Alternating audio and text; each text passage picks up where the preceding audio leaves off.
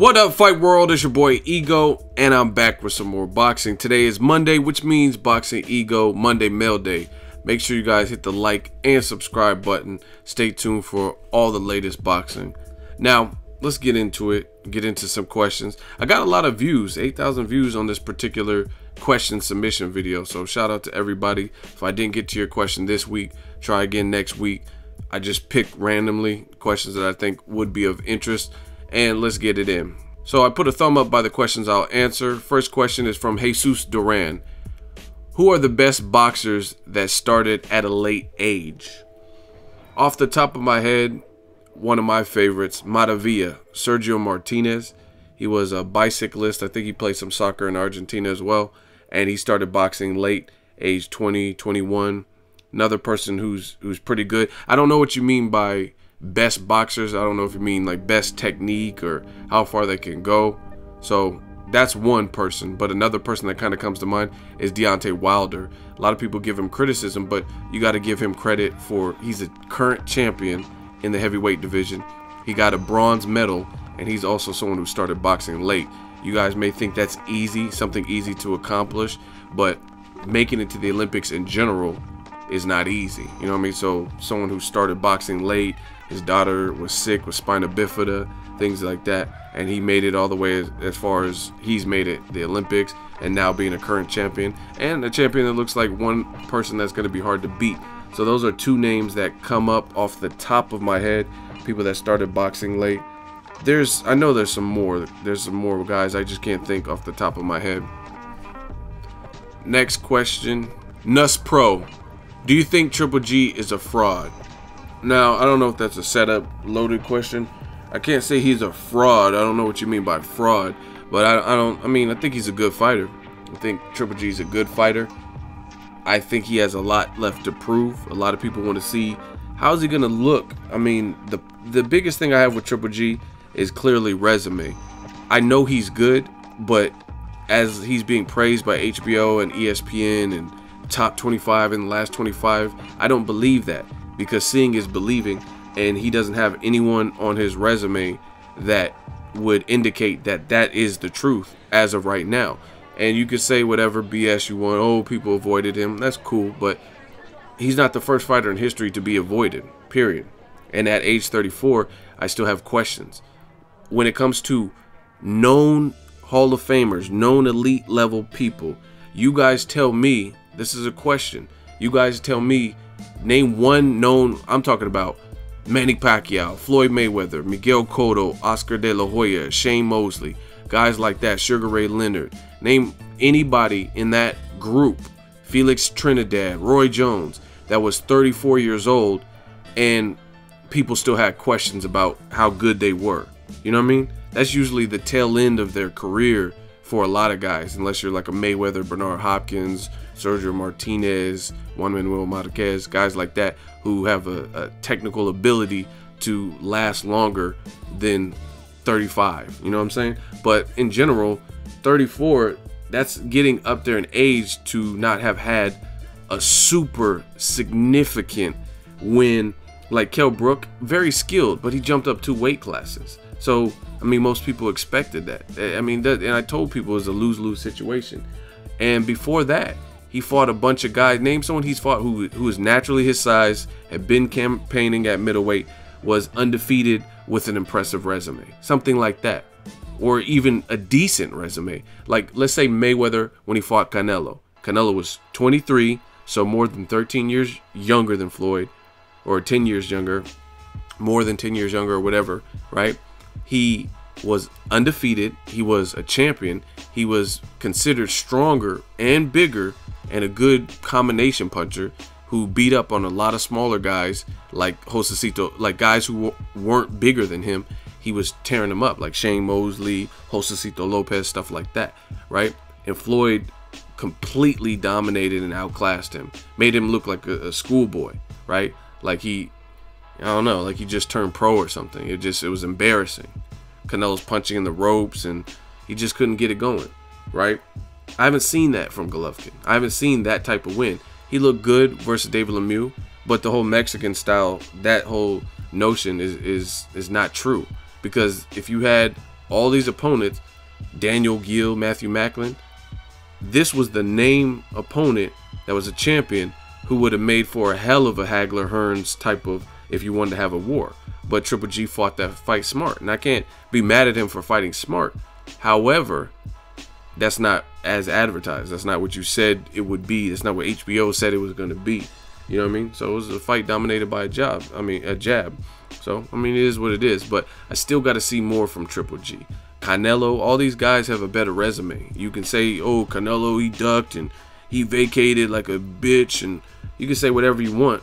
But if he retired tomorrow and Triple G retired tomorrow, one person's resume would stand out and one person's resume wouldn't. And that's just what it is. Carl Froch, all these guys have better resumes than Triple G. So I can't say he's a fraud, but I could definitely say we still have way more. And that's a compliment to what he's done so far. But I've been watching boxing far too long. And I think it's damn near, you look at some of the most skilled or dominant fighters, and by age 34, they have been challenged with some level of opposition or adversity. I really refuse to believe that no matter, I don't think there's a fighter that's that good that there's no one in or around their division that can at least challenge them, right? And you look at Golovkin's last bunch of opponents, and most of them haven't been a challenge. That's not realistic. Pacquiao, he was blowing through guys. Then he fought Juan Manuel Marquez. First fight, knocked him down 3 times. Marquez got his ass up and went to work. And it was a very contested, controversial, and competitive fight, right? Mayweather, he was challenged by Zab Judah, guys like that. DeMarcus Corley. They brought the best. Floyd had to go into second gear against some of those guys, against Shane Mosley and stuff like that. And he's considered the most skillful fighter of this generation. You know what I mean?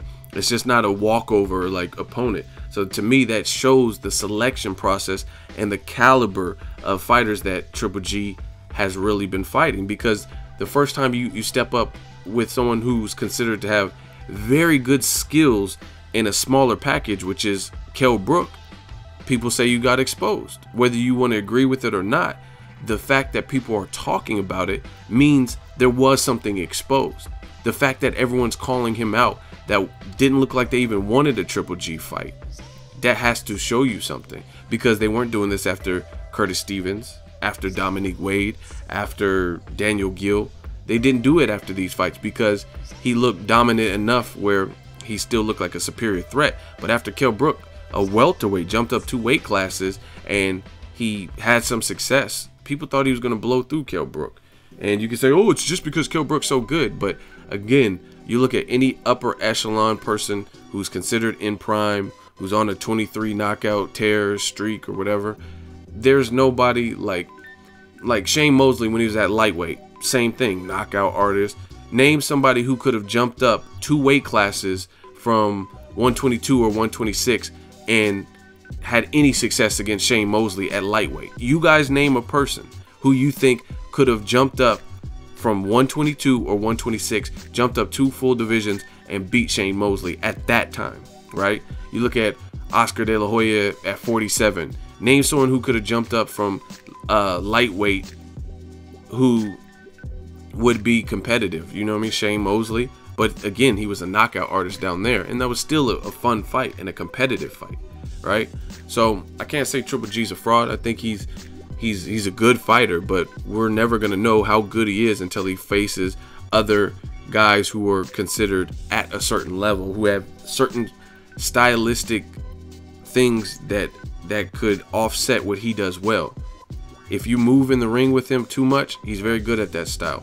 If he doesn't respect your power, he's really good at that style. So I want to see him in with a guy like Gilberto Ramirez. You know what I mean? Guys like that, Carl Froch. It doesn't have to just be guys bigger, but if there's no one in your division that has the attributes, then it is what it is. And if you can't get those fights, then it is what it is. Canelo, those are fights, those are telling fights, because Gilberto Ramirez, I met him multiple times. He's a legit 6'2", 6'2.5", long ass arms, right? I'm a tall dude, and most of these boxers don't look tall to me when I meet them. You know what I mean? I was like surprised that he was so like tall and big. You know what I'm saying? Hispanic, a Mexican fighter, and he was super tall. He has respectable power. You're not going to just walk through all of his shots. He puts together good combination punches, and he shows he can box. He showed you that in the Arthur Abram fight against another puncher. Now, does he have the experience to beat Golovkin? I don't know that. You know what I mean? But I know he's tough. He's durable. He's a champion now.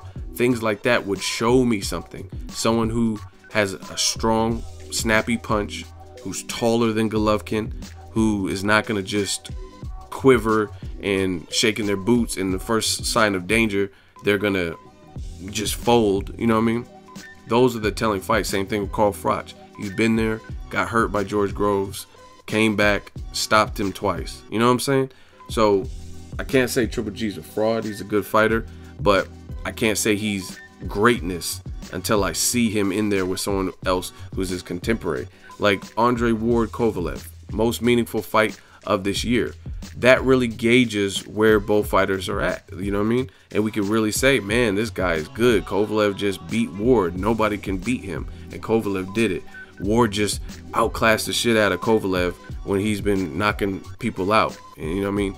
Took a legend like Bernard Hopkins and was chopping them to mincemeat. So those are telling fights. Most of Golovkin's fights haven't been against contemporaries like Mayweather, Pacquiao, or like I said, Mayweather, Judah. At that time, that was still a good fight, right?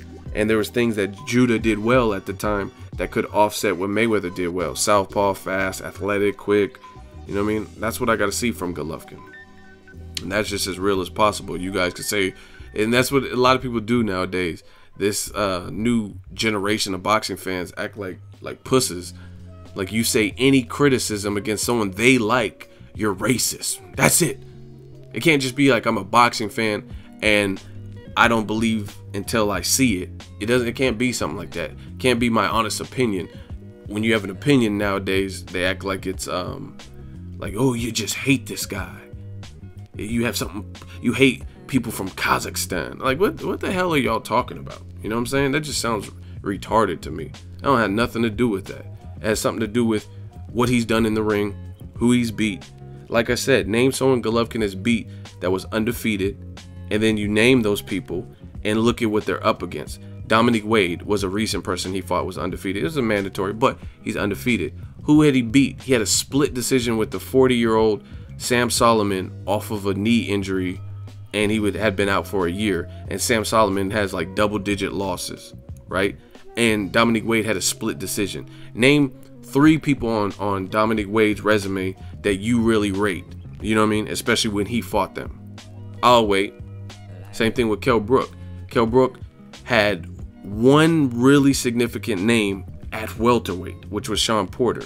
He's a skillful guy, but he was also jumping up 2 weight classes. So name like a Kell Brook style person that he's fought, that Golovkin has fought, that was undefeated, that was naturally his size, but with the power, that was skillful with the power, that had never been stopped like Kell Brook and Dominic Wade had never been stopped. You know what I mean? David Lemieux got stopped before Golovkin.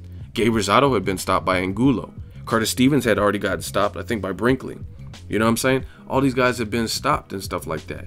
Daniel Gill had losses. Felix, I want to say Felix Sturm, Darren Barker, etc. It is what it is. Next question, Abs Abdul. Hey, Ego, what are your favorite boxing channels on YouTube? Now, this is actually going to surprise a lot of people. I really don't, I'm not just saying this for the video purpose. I really don't watch many channels on YouTube. You know what I mean? There's a lot of new cats. They could be doing great things. I'm busy. I'm busy. I work. You guys see my work. So I work a lot. And sometimes I don't feel like I put out a lot of content. I try to put out a lot of good quality that people want to see, stay up tuned with and in tune with updates and stuff, what's going on in the boxing world. So sometimes I don't feel like being on YouTube, to be honest. After that, I just do my numbers and keep it pushing, give the world boxing. And to be honest, I'm just being honest with you guys. When I first started, out, I didn't have, I had 1,000 subs, less than that. I used to be on YouTube. There was a lot of good boxing channels, and I used to watch a lot of them. Ellie Sekback. I don't really watch Ellie's videos anymore because, you know what I mean, I'm at some of the same events he's at.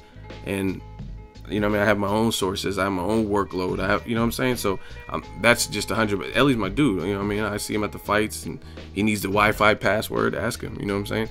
He was like, oh, hey, what's the Wi-Fi password? He's cool. But I'm busy. I don't really be on YouTube.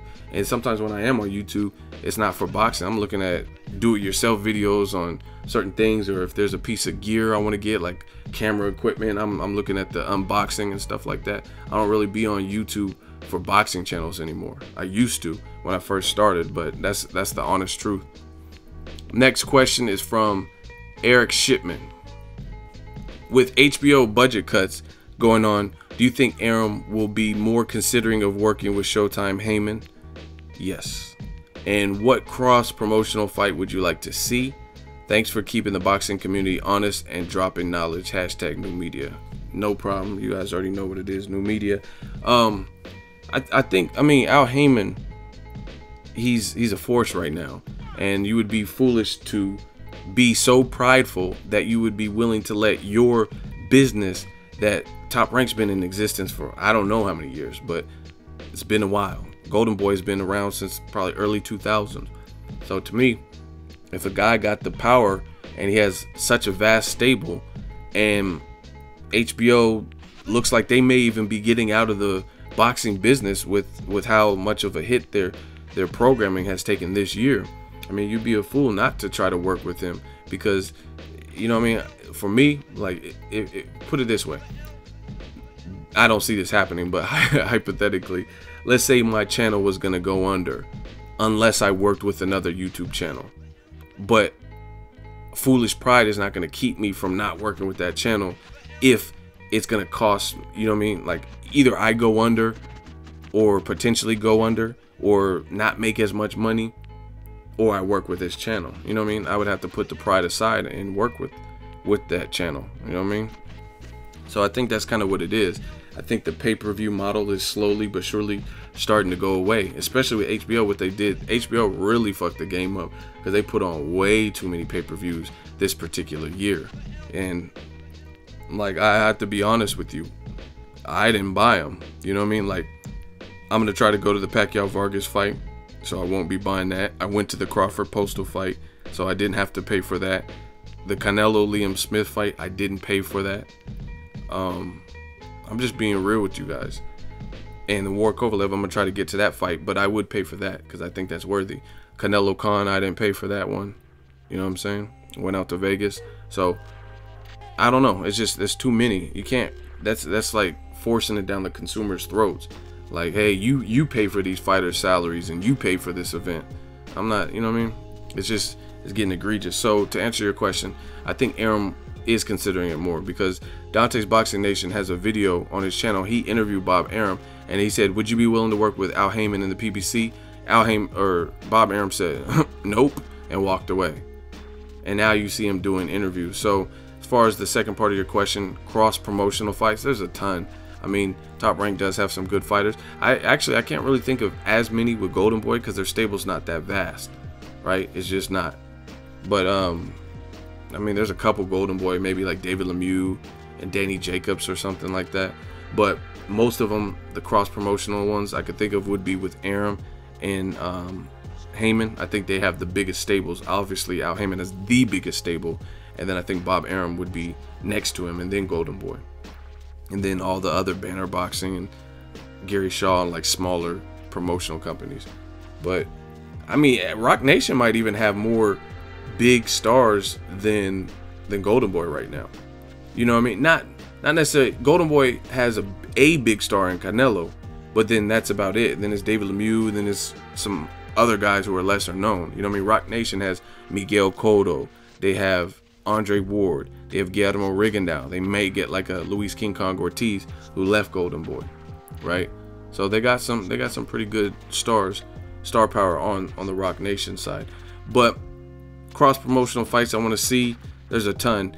Broner versus Brandon Rios, even. I would love to see something like that, just because there was a beef. But even better than that would be Brandon Rios versus Victor Ortiz.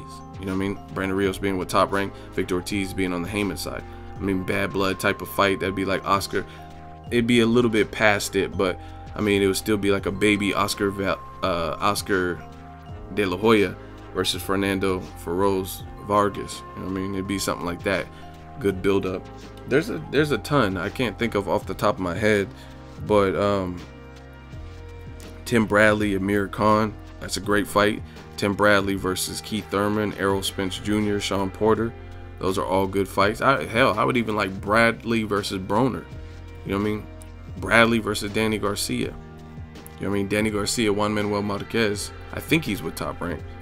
But a lot of guys. There's a lot of fights. You know what I mean? Vasil Lomachenko versus Mikey Garcia if he signs to Haymon. Ton of fights you can make that I would love. That I would absolutely love. Terrence Crawford, Danny Garcia. They had a little spat online. Terrence Crawford versus Broner. Oh my gosh, I would love that. So those are cross-promotional fights that I personally would want to see. Next question, London Shaft. What did you think of Anthony Joshua's win over Charles Martin? That's kind of weird because that's like a couple fights ago. Anthony Joshua was already coming back for another opponent and beat Dominic Breazeale. So it's weird that you're bringing up Charles Martin now. But I thought Anthony Joshua looked good. There's not much to say. Very one-sided. Charles Martin had tight shorts on, and he got dropped and stopped in the second round, I believe. And he was a champion. It was a good performance. I did, even though it was a good performance, Charles Martin is the same, just like the same criticism I had for Golovkin. It's the same with Charles Martin. He was still kind of unproven because the way he beat Glaskov didn't really show me much because it ended like Danny Jacobs, Sergio Mora won. It was really weird and the fighter fell and got hurt. You know what I'm saying? So it's kind of hard to gauge how good Charles Martin ever was. But I give credit to Joshua. He fought in his backyard and did what he was supposed to do. Showed that he's a young, strong, hungry lion and a powerhouse. And he got his man out of there. Charles Martin was big. I think Martin might be a southpaw and he was the champion. But, I mean, it's not as telling as beating a Deontay Wilder or somebody I've seen more. I hadn't really seen too much of Charles Martin, but it was a good performance. And on to the next one for Joshua, who beat Dominic Breazeale. To be honest, I was probably more impressed with Dominic Breazeale than I was Charles Martin, just because I have seen more of Dominic Breazeale. He's maybe an inch taller than Anthony Joshua. He showed he was pretty tough with heart, and I had Joshua pitching a shutout. So even though Dominic Breazeale wasn't a champion like Charles Martin, I had still seen him more, and he was big. He went to the Olympics in the same games as Anthony Joshua, and I knew a bit more about him. And just seeing Joshua break him down, that proved probably a bit more than Charles Martin. I just hadn't seen enough of him to say this guy. I knew more about like Dillian Whites and stuff in that rivalry. So it was a good performance, but it's just kind of another name in the hat and where he got the belt to me. Next question, Dre Harton. What's up, Ego? What up? Assuming Canelo looks good and beats Smith, which he did, I gave him every single round, and Golovkin wins his next fight, do you honestly think we get Canelo versus Triple G next year or 2018? Listen, 2018, I mean, I hope not. Golovkin will be like 36, 37 or something. I don't want to wait that long. Hopefully we get it next year. Good thing is, Tom Loeffler said, speaking to Golden Boy and De La Hoya, they'll take the fight at 160. And my whole impression was that Canelo might be being given diva demands, if you will, and trying to make this fight at their own weight class, which he had been fighting at. So to hear that, I was actually shocked because I thought that was a major hurdle for this fight. Just like Mayweather, Pacquiao, drug testing was a major issue where two camps didn't see eye to eye. And I was always under the impression that Canelo wait or bust, you know what I mean? But hearing that's not an issue, I think this fight definitely could get made. I mean, I did a video about this, but I'm really under the impression that it's more than meets the eye now. It's not just Canelo's side wanting it their way. It's also Golovkin's team and them trying to measure how much money they're going to get. Some people speculate that Golovkin would get cut out with his flat rate. He'll get cut out entirely of the pay-per-view proceeds, but from what I understand, that's not the entire truth. They were trying to maybe give him a percentage or whatever. It wasn't just like, here's a flat rate and you're done. So really, if he's being offered the amount of money that it looks like De La Hoya is saying, like $10 million.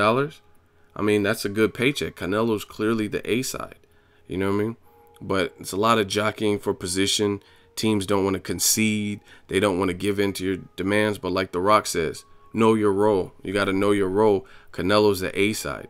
He's the A side. He has the better resume. Floyd Mayweather, Erislandy Lara, and probably Austin Trout and Miguel Cotto. Those names alone are better than probably 8 Golovkin names. And that's just being real. You know what I mean? Mayweather is considered TBE of all time. Possibly. If not, he's at least considered the best of this generation. You know what I'm saying? Lara, very decorated. Cotto, Hall of Famer, easy. You know what I mean? So per capita, Canelo's been in with way better names and better momentum. Cotto was on a 3 knockout streak. He had knocked out Sergio Martinez, who I thought would beat Cotto. I mean, you could say his knee, but I mean, he still knocked him out. And he was the one coming up in weight. He fought at 159, knocked out Sergio Martinez, and hurt him. Because even though Sergio's knee was bad, Cotto didn't punch his knee. Cotto punched him in the face and hurt him in the first round. You know what I'm saying? So it is what it is. It was the headshot that kind of set the tone for that fight. But anyway, Cotto had knocked him out, knocked out Daniel Gill, and I think he had knocked out somebody, Delvin Rodriguez or somebody else. And then he fought Cotto, or Canelo fought Cotto after that. So, you know what I mean? Those names are better than anyone on Triple G's resume. So I just want to see the fight. I don't really care about the politics. I don't care about the financial. Because if Canelo gets 1 or 1 million, it doesn't matter. I don't see a dollar of that. I just cover the fight. You know what I mean? Canelo's not like, I was born ready. Here's 100,000. Like, he's not giving me money. So, you know what I mean? I don't really care what they get. I mean, as a boxing aficionado and somebody who covers the sport, I mean, I give my opinion on what I feel is fair and stuff like that, but ultimately I don't really care because I'm not getting good boy salary. I'm not, you know what I mean? I'm not getting paid from these guys, like from how much they get and stuff like that. So I just really want to see it, and that's what it boils down to. But if Golovkin and team are being honest with what they deserve and stuff, and it's a reasonable offer, I think they should take it. Next question. Aviada Toma, Ego, what's good? What up? Is there a possibility we'll ever see Ward Golovkin? Probably not. K2 has said 2017. If so, what weight do you see it taking place? I don't think it'll happen, because I think when they were closer in weights, that had every opportunity to make it happen. Ward said he called. He has proof that Rock Nation negotiated with Tom Loeffler and they shut it down. They said maybe later, stuff like that. So I don't think they wanted the fight. You can say whatever. Golovkin's team didn't want the fight. Because look at it like this. You could say whatever you want. I personally think Kovalev has a better chance of stopping Ward than Triple G does, based on their style, based on their frame. Triple G is not taller than Ward, or even the same height from what I've seen. Kovalev is. And he has power, and he can box, and he has a good jab, right? So if I had to make an educated decision, I would say Kovalev stylistically and attribute-wise has a better chance of beating a guy like Ward. And he's more familiar with the higher weight. This is a division newer to Ward. Yes, you could say he fought it in the Olympics, but he also didn't fight that as a pro. You know what I mean? He just recently moved up. So Golovkin would be the one moving up to 168 at the time to fight Andre Ward. So that's a big difference, because Golovkin would be the one moving up 8 pounds and stuff like that. So I don't see it taking place, because again, if it were going to take place, then why not make it take place when they were closer in weight naturally? You know what I mean? Now it's one guy at 175 and one guy's at 160. So if they didn't want it with Ward when he was at 68, only 8 pounds away, why would they want it when he's more than 15 pounds away? You know what I'm saying? When he's 15 pounds away, why would they want it when he's more pounds away? So I don't really see it happening, especially if he beats Kovalev. Hell no. You know what I mean? To me, it's not likely. And I think the worst case scenario, let's say Golovkin, I don't think he would, but let's say he beat Ward. You think he'll stop Ward? You know what I'm saying? I don't know. I'd really have to see that. I don't see that. I don't see him even beating Ward, but stopping him. You know what I mean? So the reason, let's say he did like Kovalev did Bernard Hopkins and just beat him soundly, that still fucks up your knockout, your ratio, which is what they market Golovkin as.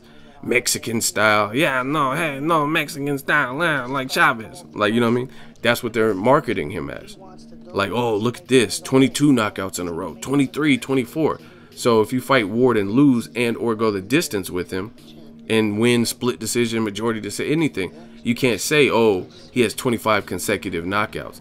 So it would look dumb. Let's say you're doing a highlight reel for HBO for Golovkin and you're like, oh, he has one loss and he did have 24 consecutive knockouts till he fought Ward. You're not going to say that. You can know it doesn't even sound like a selling point. That's like Best Buy talking about a sale that's already over. You know what I'm saying? Oh, we did have the PlayStations for $150, but now they're regular price. You know what I mean? You're not going to talk about something that's no longer in existence. So Ward just has so many opportunities to spoil what HBO and K2 has built with Golovkin. So I don't see it taking place. You know what I mean? If he goes the distance, that ruins that consecutive knockout streak. If you look bad, like you looked suspect versus Kell Brook, then it doesn't benefit you. Fighting Ward to me hurts Golovkin more because that's a very difficult fight stylistically for him. Do you think Gennady Golovkin would be as swift in making the jump 2 weights up to fight the best like Kell Brook was? No, I mean, I really don't.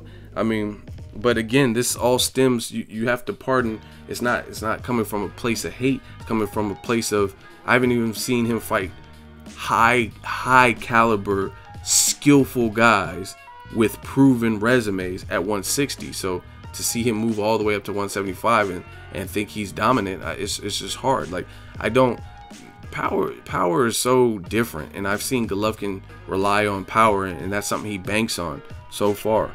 I see that being a major key. You know what I mean? I haven't seen Golovkin, power just not getting it done. Like, Danny Garcia is a guy with power, but sometimes his power is not enough solely to get things done. So he has to adjust his timing or this and that. You know what I mean? He's battled adversity with Amir Khan's speed in those first 2 rounds, stuff like that. I just got to see those things from Golovkin, and ultimately most of his fights have been blowouts because of the level of competition. You know what I mean? Minus Kell Brook. And again, that's kind of weird. The guy who's a welterweight jumps up 2 weight divisions, immediately poses the best chance, and that just tells you his level of opposition. You guys can get mad all you want, but Golovkin said it himself, this is the biggest test for me. Why is a welterweight the biggest test for you and you're this middleweight monster? It doesn't really make sense if you really think about it. You think Pacquiao at 147, if there's a guy moving up from 130, like let's say Orlando Salido, do you think he would say, do you honestly think Pacquiao would say, oh, no, I believe Orlando Salido is biggest test for me? He's not going to say that. Why would he say Orlando Salido's the biggest test when he fought bigger Mexican warriors like Marquez, you know what I mean, who beat Salido, when he fought Marco Antonio Barrera and Eric Morales and big ass Antonio Margarito? Why would he say Salido is the biggest test? I'm like, you know, I believe the bout with Salido is biggest test of my career. He's not gonna say that, you know what I mean? So it's weird that Golovkin said that about Kell Brook, but again, that's what happens when you're a skillful guy. It just so happens Kell Brook couldn't withstand the punching power and his face broke up, but he was doing pretty good in there. You know what I mean? 2 of the 3 judges had him winning. So I don't see Golovkin jumping up 2 weight divisions and necessarily being as dominant or looking as dominant. If that was the case, why not move to 168? You've been called out by James DeGale, Gilberto Ramirez, stuff like that. Why only move up for Chavez Jr.? Most fans, I would say, rate Gilberto Ramirez more than they rate Chavez Jr. Chavez Jr. might have a bigger name, but why are you more willing to fight? Why don't you fight Gilberto Ramirez? You know what I mean? He's a champion. A lot of people think Chavez Jr. is a lazy, spoiled brat with discipline issues. You know what I'm saying? So you can't just pick and choose. And if it was that easy to move up 2 weight classes, everyone would do it and be successful. You've seen what happened when Broner moved up 2 weight divisions and fought a bigger guy. He didn't have the temperament to beat a Maidana, and he had a really rocky, close fight with Paulie Malignaggi. So your power and all that stuff, Broner was knocking people out at 35, but sometimes you can't. When you jump up in weight, it's tricky. You can't just rely on power. Guys can take your power better. You know what I mean? So you have to rely on other stuff to get it done. I think Triple G, if you look at the best names at 175, I think those are all super difficult fights for Golovkin. Kovalev, Artur Beterbiev, Ward, Adonis Stevenson. It's not just a Ward thing. It's all these guys. Shabransky. All these are difficult fights because not only can those guys take a punch better probably because they're naturally bigger and taller, and you have to get in range and get past that Kovalev jab with power and stuff like that. And I don't care if they sparred 4 years ago when Kovalev had a different trainer and all this and he got knocked out or whatever the rumor is, because I wasn't there, first of all, to see it, and it probably is true, but I don't take too much credence to stuff like that, because that doesn't mean something what you did 5 years ago. Like if I got on here and said, hey man, I was in Akron, you know what I mean, I was in Ohio and I was at this basketball tournament, and 4 years ago I was dogging LeBron on the court. Who cares?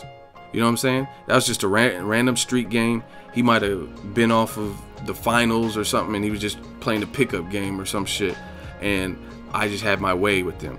But think about where LeBron James is now versus where he was 4 or 5 years ago. You know what I mean? I don't have the exact dates, but 4 or 5 years ago, he might not have been a champion. Now he already has a couple of rings. You know what I'm saying? He has like 3 rings or whatever, right? Since that time. So it might be a whole different LeBron we're talking about, just like Kovalev. Let's say he got knocked out. Who knows? He might not have had the same level of discipline. It's just like, put it this way.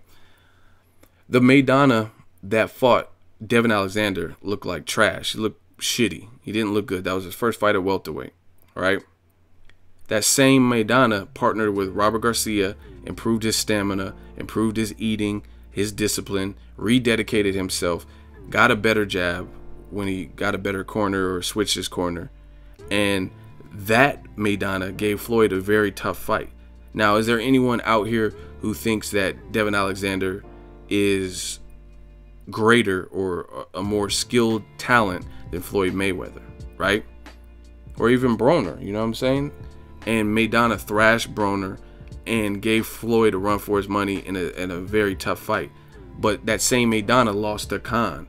You know what I mean? He looked horrible, and I think he even got knocked down versus Devin Alexander. So what are we really talking about? Things happen over time. You know what I mean? Sergio Martinez got stopped by Antonio Margarito.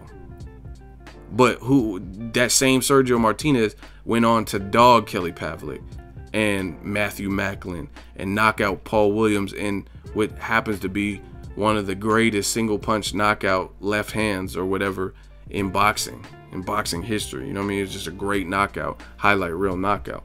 So Paul Williams beat Antonio Margarito. Antonio Margarito stopped Sergio Martinez back in the day. So things happen over years. So anyway, I'm probably getting off topic, but I really think Golovkin moving up 2 weight divisions would be much tougher fights, which is why he hasn't moved up 1 division, period. Next question. Roberto Flores. Hey, Ego, thanks for getting me into boxing. Not a problem. My question is, what you think about Kell Brook possibly facing Canelo at 154?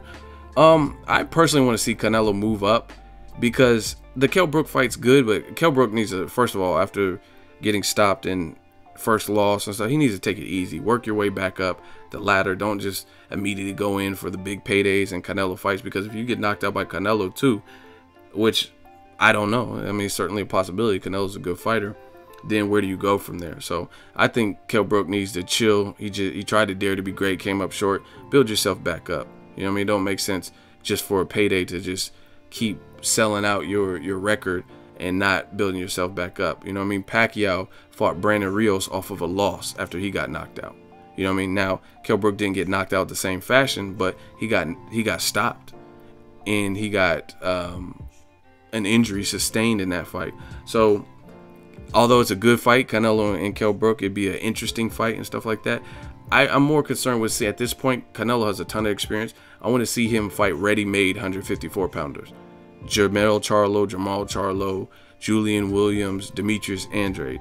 You know what I mean? Edeslandi Lara rematch. Guys who are already built for a fact with proven resumes, multiple fights at 154. If you don't want to do that, move up to middleweight and fight proven middleweight guys. That's me personally. The Kell Brook Canelo fight, it would be exciting, but it just, to me, it doesn't make sense career-wise to come off of stoppage and just do that for a payday. I think it would be an entertaining fight.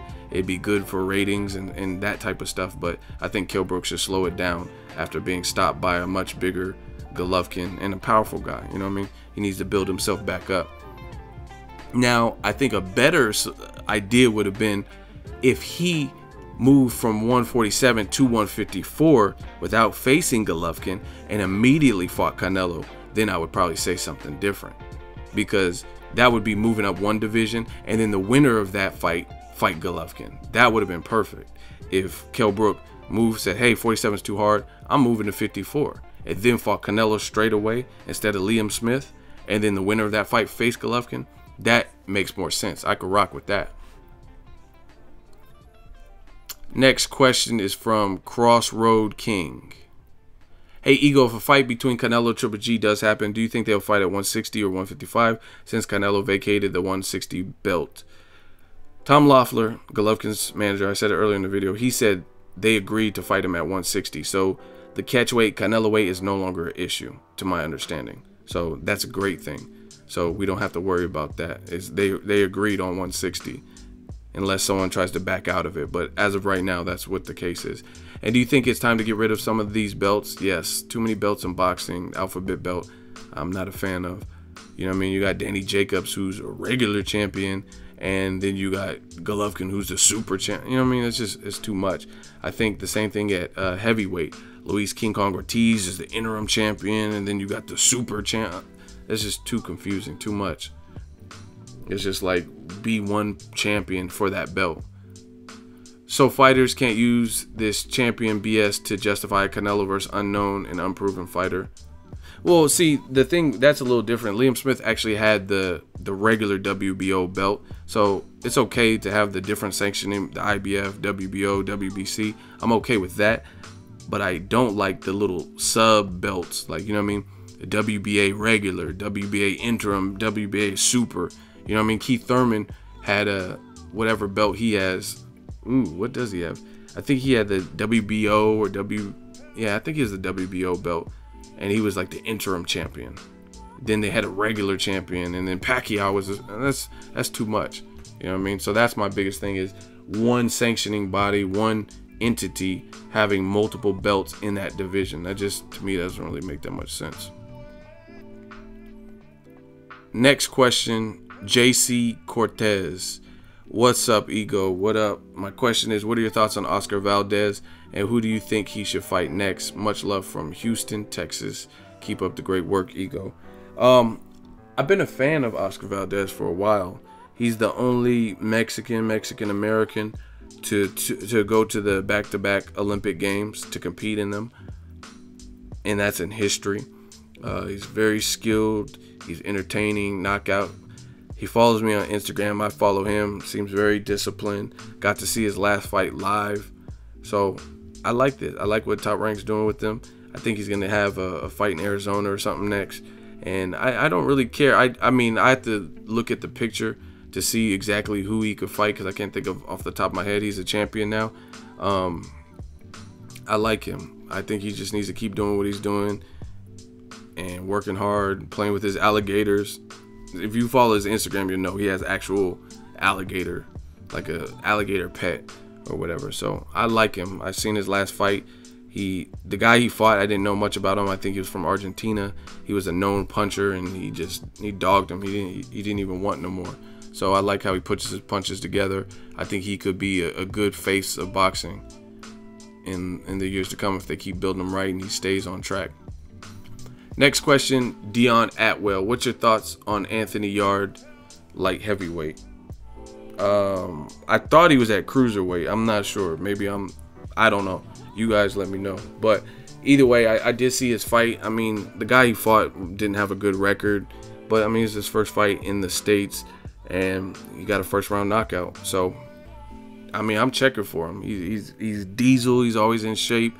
He looks hungry. He looks focused. I just got to see him keep stepping up through the ranks slowly but surely.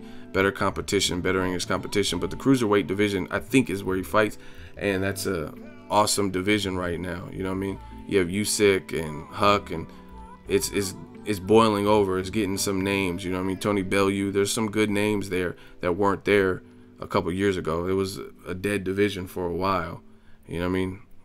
Probably since Evander Holyfield left, but or maybe David Haye, but it's getting some action up there. So I'm looking forward to it. Anthony Yarde, he seems like a cool dude. I was actually in Vegas covering a fight. I want to say Canelo-Ggg, and he was out there. And I remember I was talking to Dante's Boxing Nation. I was in my hotel, and he called me or something, and he said he was meeting with somebody. He's like, oh, it's this prospect from the UK. They reached out to me, and we're about to do some interviews and stuff like that. And it was him. It was Anthony Yarde. So ever since then, ever since I seen his interview with them and stuff and heard about the experience, I've been checking for the dude. So I like what I've seen so far. It's just hard to gauge.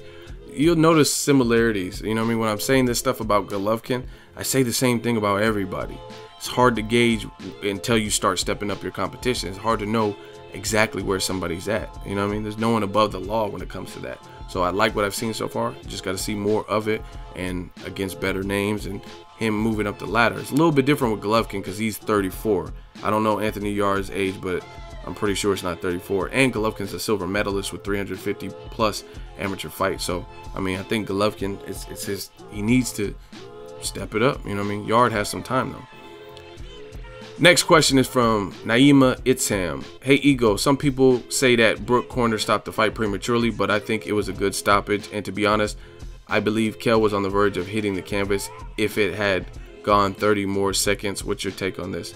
I didn't have a problem like everybody else with the stoppage. I mean, it was, at first it was kind of like, oh fuck, because the fight was exploding and getting good, and Kell Brook was holding his own. So I mean, the selfish side of you wants to see it keep going, to see it through, to see, oh, maybe he got his bearings back, because he did that in the first round. He was badly hurt in the first round. The first punch that connected, that like kind of on the top of his head, and he reached out and grabbed Golovkin, badly hurt. And then you've seen him bounce back in the very next round and had his best round in round 2. So I think that's kind of the scenario that played in people's head. They didn't want to see it ended for that reason, because you want to see if he could have did something. But his eye wasn't in good shape, and you know what I mean? It's just like Klitschko versus Lennox Lewis. It was boiling up and getting good. Klitschko was winning early, and then Lennox Lewis came on. Lennox Lewis probably underestimated Klitschko. Then Klitschko's eye just looked too bad. Like, I wanted to see it keep going, but Lennox Lewis said even post-fight with Larry Merchant, he's like, I don't know what you're talking about. He's like, look at the face, look at the state of his face. His face is deteriorating. It was just a matter of time. So, you know what I mean? When you got those type of nagging injuries, I'm okay with the stoppage in those situations, like, because the fighter's health is more important than my satisfaction. You know what I mean? Gratification.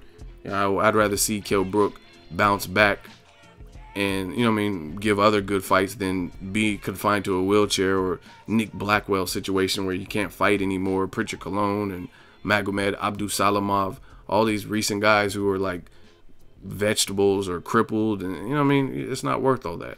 He dared to be great. He had a valiant effort. A lot of people thought he even exposed things to Golovkin. People gave him credit for it. So, you know what I mean, you've seen like his legs, I think at some point his legs didn't look sturdy, and Golovkin's good when he's a good finisher. So I didn't have a problem like a lot of people with the stoppage.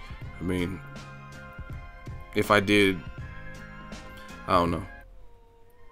It's just selfish to me to be like, oh no, he could have kept going. You know what I mean?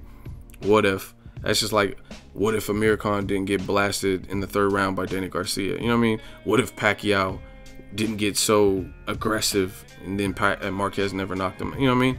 You could do a what if for everything. It happened. It's over. I'm okay with the stoppage. Next question, Faithful16. Do you think we will see a Mayweather versus Pacquiao too. Probably, I don't know. I'm so done with that fight. Like, if it happens, I'll watch it, but I don't like how Pacquiao acted after. I don't think it was good sportsmanship, and as a result, I think that's going to prevent him from getting a rematch because he won't admit that he lost. I mean, what's the point of fighting a guy with excuses? So what happens if he loses again? He didn't want to admit that he lost clean the first time.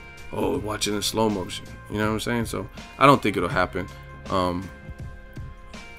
It's just, yeah, I don't think it'll happen. But if it does, then I'll take it from there. And the very final question is from Ali Diego 619. Who would you favor if Andrade fought Canelo at 154? Andrade all the way. Canelo's a beast too. But just there's different styles make fights. And Canelo, I talked to Paulie Malignaggi, he said the exact same thing. Canelo continually struggles with the same things. It's true. You look at every Canelo fight, and his best fight versus his style would be Austin Trout, which, you know what I mean, is the guy who's not as revered for his power and accuracy like a Floyd Mayweather. You know what I'm saying? He's not as known. You know what I mean? I think more people would say Floyd and Lara are more slick, great, you know what I mean, greater fighters. I mean, Lara even beat Trout, you know what I'm saying, knocked him down too. But that's the thing, he struggles with the speed, and it's the same thing. Canelo's team is now saying, oh, we'll never fight Willie Monroe. Now, I mean, I'm okay with that. Okay, don't fight him. That's whatever. I mean, I wouldn't say never, because what if Willie Monroe keeps impressing and keeps winning impressively, but you just outright aren't going to fight him because you don't like his style? So I don't agree with that. But I mean, if it doesn't happen next, based on the Rosado performance, I'm okay with that, because I thought that fight was very boring to me. And I'm not one of those people that just say, oh, this is boring, worst fight. I don't do all that. You know what I mean? I know how to watch boxing and appreciate different styles. That fight just didn't do anything. You had Gabe Rosado, who looked more lethargic than normal. Then you had Willie Monroe, who he was like kind of in this tight shell and moving and then just pot shotting. See, the thing that I didn't like, that for me, there's levels of slickness, and there's moving with purpose, and then just moving to be moving. And to me, it was bordering more moving just to be moving with Willie Monroe. Like, I understand not engaging at certain spots. Floyd never does that. If you guys notice, especially late in his career, he started fighting flat-footed, and then he would move in certain rounds and spots of rounds and chunks of rounds and stuff.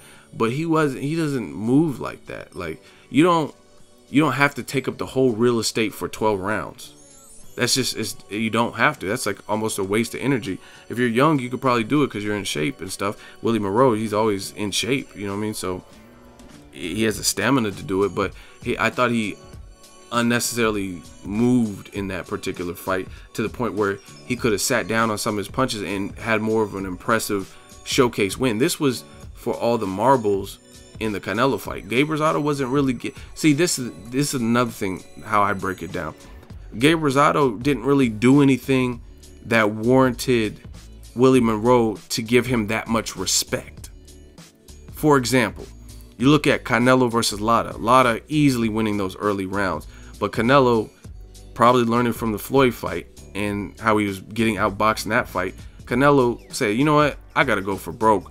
I'm gonna take more of a statement. I'm not gonna have no Mayweather part 2 where this dude's incorporating movement and making me look bad. So what Canelo did, he started ripping Lara's body up, and that's just fact. And I had Lara winning that fight, very tiny margin, 1 or 2 rounds, based on what he did mostly early. But Canelo was giving Lara something to fear. And then you notice when Canelo started releasing disgusting body shots, that is when Lara started to move a lot in that fight. So even that scenario makes more sense, because Canelo gave Lara a reason to move, because he was ripping his body to shreds with them fucking combinations. Canelo's a very good combination puncher. He gets creative in there. That's why I like how he mixes it up, different speeds. Watch how he had Kirkland on the ropes, man. It was just disgusting. Like, pop, pop, soft, soft, soft, rip. You know what I mean? He mixes it up very well. And that's why Lara started moving, because I know that was affecting him. Lara has a good poker face and stuff like that, but I know he felt those body shots.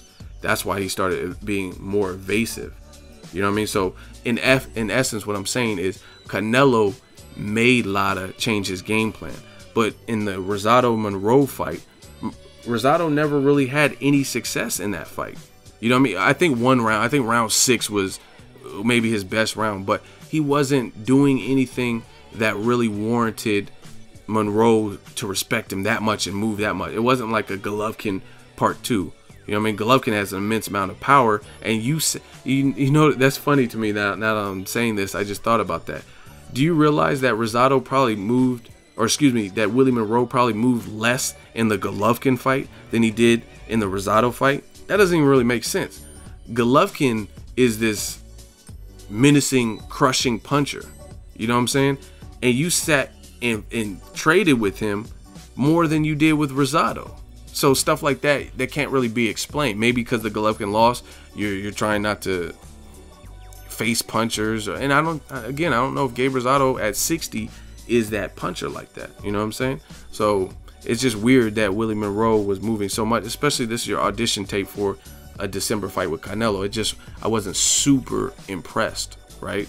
So anyway, I don't even know what I'm talking about anymore. But back to Andrade and Canelo. Canelo knows, and his team knows, what he's good at and what he struggles with. And he struggles with the same thing. Athletic speedsters, speedy guys, quick reflexes, quick feet, lateral movement. It's always that. If you're in Canelo's wheelhouse, like Liam Smith, no defense, head pointed down, stupid stuff like that, you're getting fucked up. James Kirkland, no defense, no Ann Wolf, you're getting fucked up. But if you can move, box, bang, pot shot, and mix it up a bit more, that's what he struggles with. I've watched Andrade spar live, right? And the dude was doing some crazy body shot. I didn't even realize he was that good of a body puncher, to be honest. I don't even remember him using, but I watched him in Troy King. I got to put the sparring up so you guys can see, but I'll put it up on the channel, man. If you guys want it, you let me know in the comment section, and I'll just put the sparring up on the channel. But he's Demetrius Andrade is boo-boo, you know what I mean? Like he can mix it up, and he's tall. He's like 6'1", in shape, hungry, former Olympian. Fought Lara in the amateurs, lost, but that was when he was like 19, 17, something like that. So I think for Canelo would have to deal with that frame, a southpaw, and perhaps, how do I say this? Demetrius Andrade, he might be more efficient than Lara. You know what I'm saying? Lara sometimes moves too much when he doesn't have to, too. Kind of that amateurish. Sometimes the Cubans have that. They have it embedded in their mind sometimes where they move more when they don't even have to. And I love a lot of the Cuban fighters. I love watching Lara. But sometimes he doesn't take a stand when he needs. I watched his last fight. I covered his Vanes Martirosyan 2 fight in Vegas at the Cosmo. And sometimes there was points where Vanes Martirosyan was really like banging his gloves. People like that stupid shit. You know what I mean? The rockin' movies. Like, yeah, come on. And waving like, come on, Lara, fight me. And, I mean, to Vanes' credit, he was ripping nasty body shots. And Lara was moving a lot more. You know what I mean? And there's pockets and stretches where he didn't have to incorporate as much movement. And I think Demetrius Andrade probably conserves his energy better by picking when he needs to move and when he doesn't. Like, you watch his fight with Willie Nelson, he wasn't unnecessarily moving. He was actually bringing the fight to the taller fighter, which is very smart to be that aggressive against a guy with a punch who's taller than you. You know what I mean? So his ring IQ's up there. I think he'll chop Canelo up, and I like Canelo a lot. That wraps it up. Monday Mail Day. You guys let me know how I did this week. Make sure you subscribe. You guys can donate. Man, do whatever you want. Enjoy the channel. Enjoy the show. Drop it in the comment section. Make sure you like my video as always. Hate, comment, and subscribe. Till next video is Ego signing off. So if you enjoyed this video and want more content like this on the channel, you can show your appreciation by going to the PayPal donate button or the YouTube support button, and you can donate any amount that you feel is equivalent to the value of this video. Much more to come. Thank you guys for your support. Boxingego, the future of boxing.